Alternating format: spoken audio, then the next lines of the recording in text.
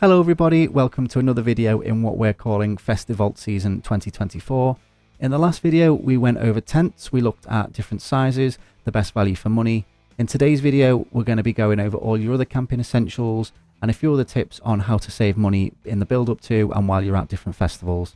Whether you're going to Download or Glastonbury or Leeds or many of the other camping festivals this summer, this video is going to be useful to you. If you want to stick around for more of these kind of tips videos, as well as festival guides and all the vlogs we've got coming up over this absolutely massive summer for us, then hit that subscribe button down below. So as I said, we've done tents in that other video. If you do want to go and watch that, that'll be in a card at the end of this one. So after that, let's get right into it. We've got rucksacks. So like what we did with the tents, we've picked a few different options of different price ranges for different kind of budgets. So for your rucksacks, the budget version that we've gone for is the Eurohike Novo Hike 25 litre day sack. Now, this is only £10 from Go Outdoors, very, very cheap. It's lightweight, it's easy to transport, but it is only a small capacity. So if you're doing like a 5-day festival, you're not going to be able to get everything in there probably. Might be good for a 3-day festival if you are able to pack very, very tightly. But as we'll come to in a minute, a lot of this stuff can be bought on site at a lot of festivals. So if you are only taking your clothes in this and you are planning on buying stuff there, then this is a great way to save money where you might be spending money in other areas. The next stage up is the 80 litre wheeled hold-all from Argos. This is £25, hear me out. It is a wheeled suitcase, essentially. It's a big wheeled duffel bag. This is perfect if anyone is suffering from back pain, and a lot of people can't carry, 85 litres of capacity. It does all add up if you're carrying that on your back. It does have a large capacity. It's 80 litres, which is bigger than most rucksacks. It's very durable, very resilient. So if you are dragging it along the floor, it tends not to it might get scuffed a little bit, but it tends to keep everything safe inside. But yeah, again, the downside is that it's very hard to navigate on rough terrain. I only included it on this list because a lot of people have said in the past that they can't really carry everything on the back in one go. The most luxury version, the high-end version that we've gone for, is the Eurohike Nepal 85 litre Expedition. This is again from Go Outdoors. This is £45. It has a very large capacity. It's designed to be comfortable to carry on your back, so this might be a perfect substitute for the hold-all, but it is £20 more. So if you are working to a budget, maybe look at one of the other options. But if you do have the money to spend, then I'd definitely recommend going for this one, because it does have the largest capacity out of the three of them, so you're not trying to fight to squeeze everything into the bag, but it will take up a lot of space during your travel. So if you're trying to pack lightly in the car, for example, it will take up quite a bit of space.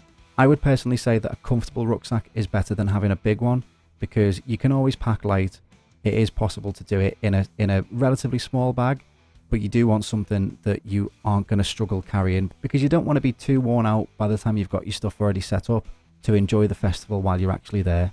Up next is one of the most important parts of your kit, a bed. Now, if you are working to a budget, then you can just get a simple roll mat. This is available in any camping shop, and a lot of supermarkets do them as well for roughly a tenner. Roll mats are really easy to transport as well. A lot of rucksacks actually have a compartment on the outside of them that a roll mat will slot into, and it does insulate you from the ground a little bit, but they're not very comfortable to sleep on in the middle of the night, especially if the ground underneath you is a little bit dodgy anyway. And like I say, they are very cheap, so if you're working to a budget, then this would be perfect. But if you've got a bit of money to spend and you prioritize your comfort, then I'd say let's go with something else. You can get an air mattress from most camping shops and a lot of supermarkets as well, very similar to the roll mats. These range from around £15 to £25, depending on whether you're getting a single or a double.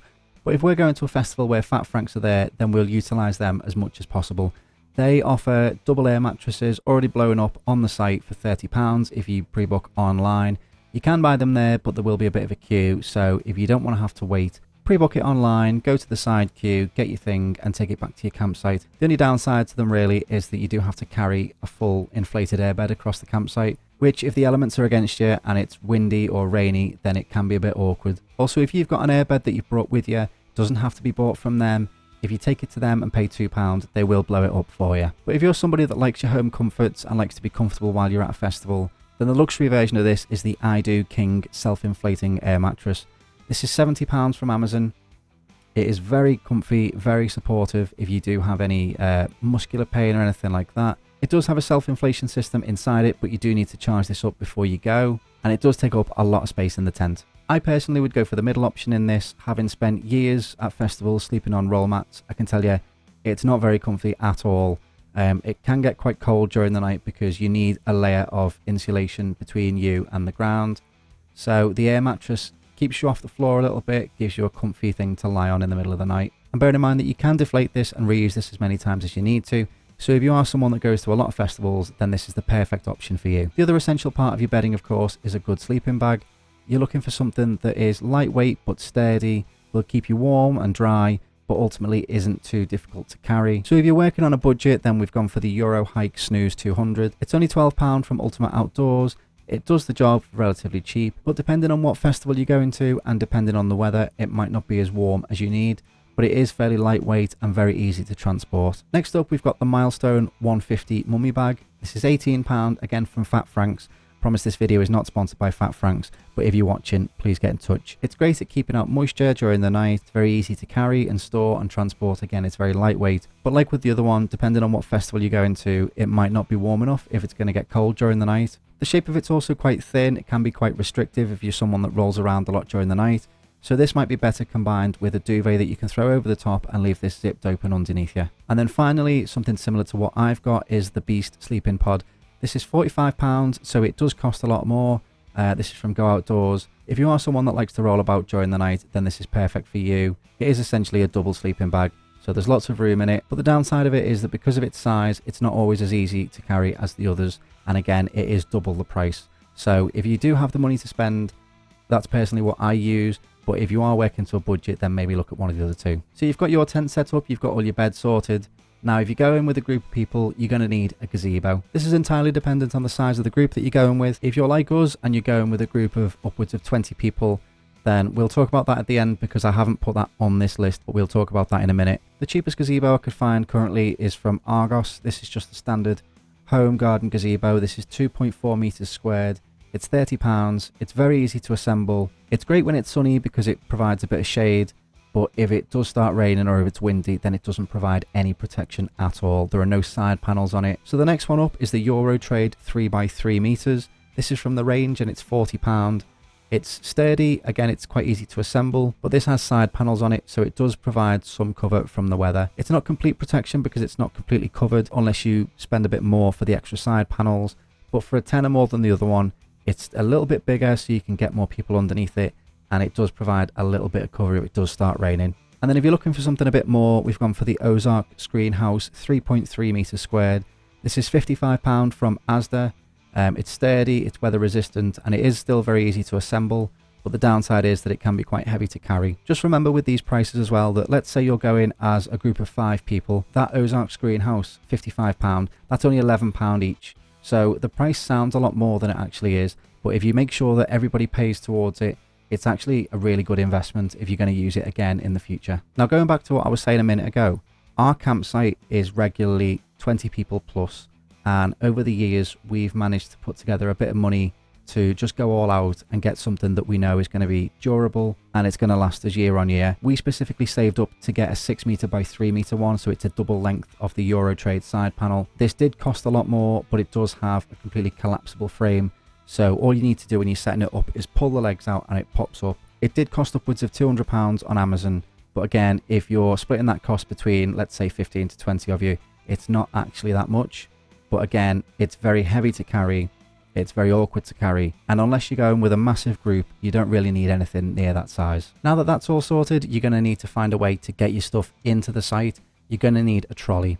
Now, if you are working to a budget, what a lot of people do is take the Lakescape foldable trolley. This is something that's available in most supermarkets. Home Bargains has it for £8.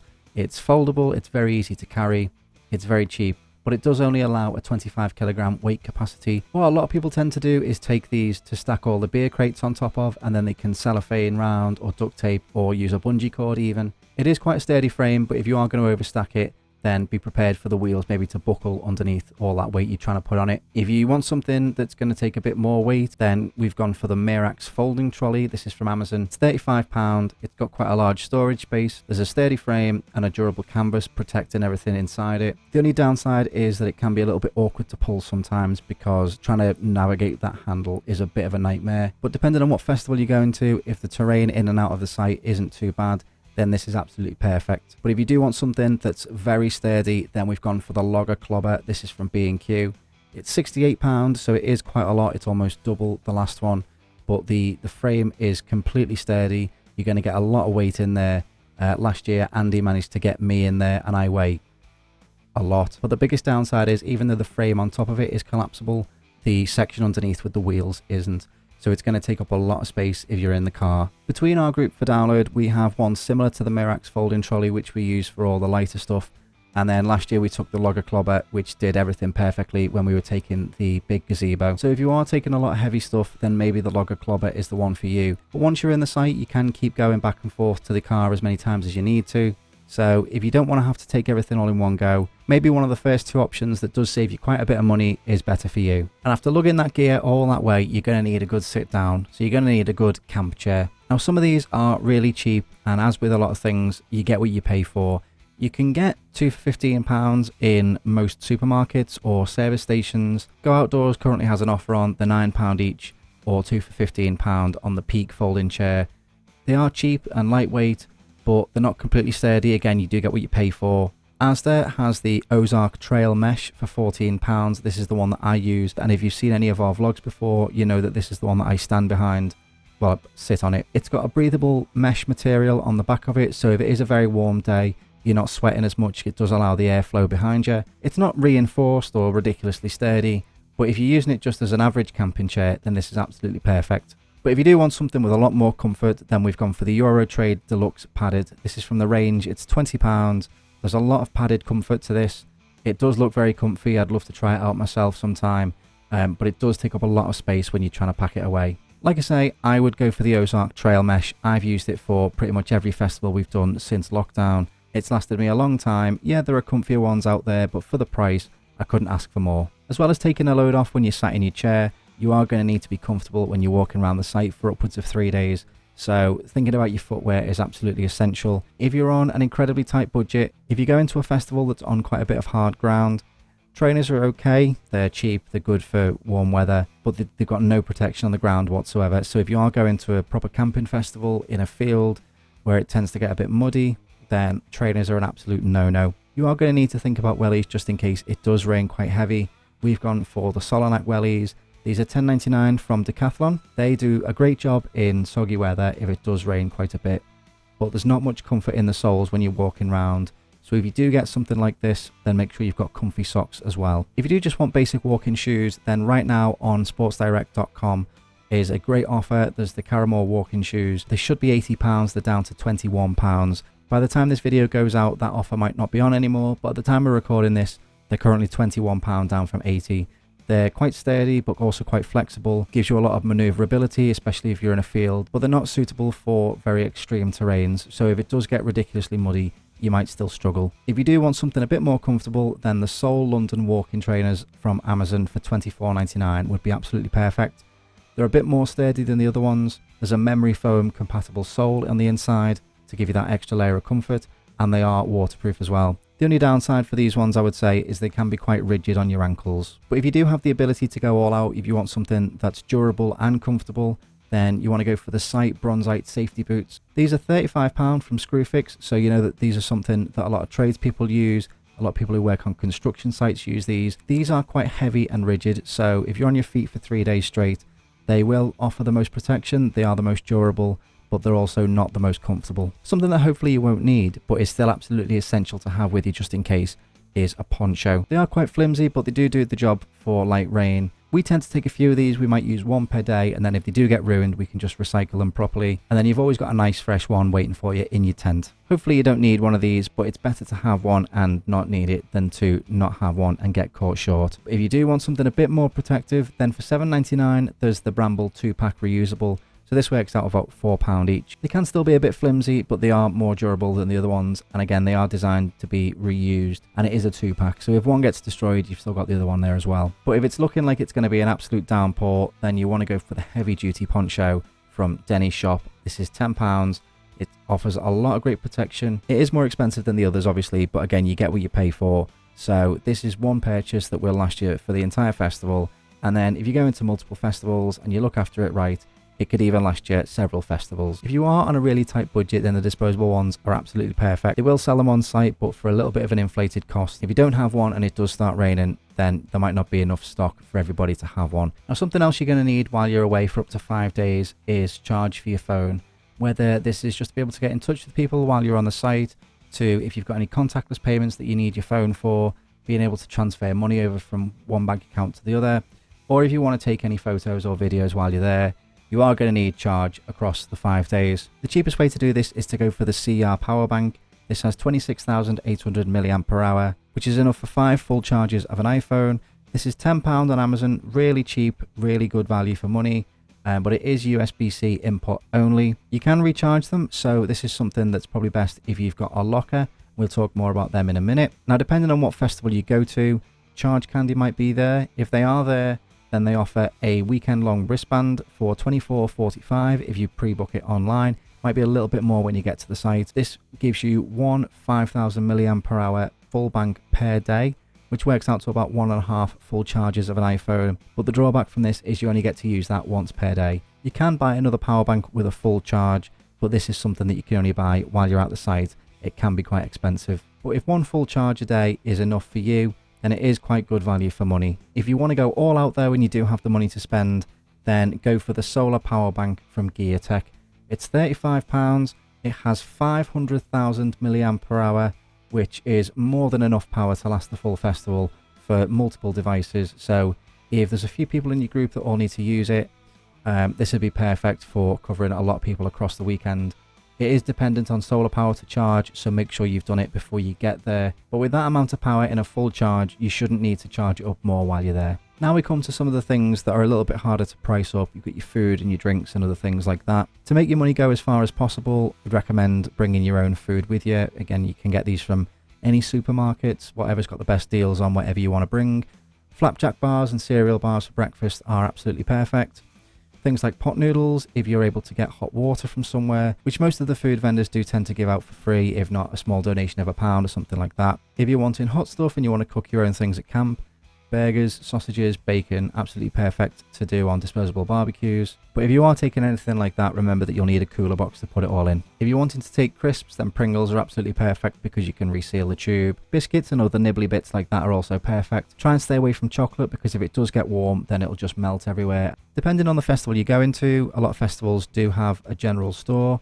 Some of the bigger ones have a co-op, which is absolutely perfect. Because you're at a festival, prices are naturally a little bit more than you'd pay in store. But in the past, we've done a sandwich, a drink, a bag of crisps, and a bar of chocolate or a biscuit or something is coming out at roughly about £6 or £7, which when you compare that to the fact that, a tray of chips is £3.50, £4 on its own, it's pretty good value for money. They sell all sorts from sausage rolls, sandwiches, chicken satay sticks, little things like that, as well as packs of frozen sausages and burgers, and any buns that you might need as well. They do also sell alcohol, although this is a very limited range and it can be quite expensive, so just bear that in mind. And if you're looking for spirits, they don't sell any of this at all. Some smaller festivals like Bloodstock and 2000 Trees have their own dedicated general stores.